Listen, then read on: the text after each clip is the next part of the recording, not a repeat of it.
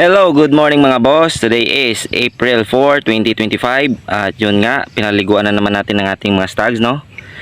At sa mga baguhan dito at bago pa lang sa larangan ng Nikidel, panoorin nyo to kasi additional tips na naman to. Baka ito ay makatulong sa iyo, no? Yung mga dahilan kung bakit nawawala ng ganang kumain yung ating mga stags na bagong tali o bagong lipat sa cord.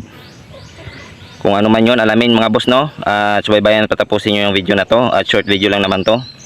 So bago pala yon, gusto ko munang pasalamat sa mga solid na sumusuporta dito sa aking munting YouTube channel, no. Nandun yung isa natin, sa mga solid subscribers, silent viewers, at sa mga sumusuporta sa atin, no. So yun nga, ang dahilan kasi kung bakit na nawawala ng gana yung ating mga stocks na bagong tali, kagaya ng mga alaga natin na to, dahil sa pabago-bagong klima, sa sobrang init, at tapos uulan. So kagaya ngayon sa panahon na yon, sobrang init, kaya kailangan natin silang paliguan mga boss, no, para na hindi sila manibago, lalo na yung mga sa cord, at hindi mawalan yung gana nila sa pagkain.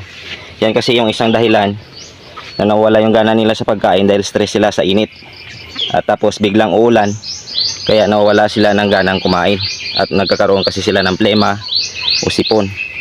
So ito ay simpleng tips lang sa inyo mga boss. Ugaliin natin na paliguan yung ating mga stags na bagong tali, para na hindi manibago at hindi ma-stress sa pabago-bagong panahon, at hindi mawala yung gana nilang kumain. So yun lang mga boss, no. At sana ay matutunan na naman kayo sa short na video na i-share ko na naman ngayon sa araw na to. At kung nagustuhan nyo naman, pa-subscribe man ang aking YouTube channel at pahit na rin ang notification bell at select all para lagi kang updated sa mga susunod ko pa na videos.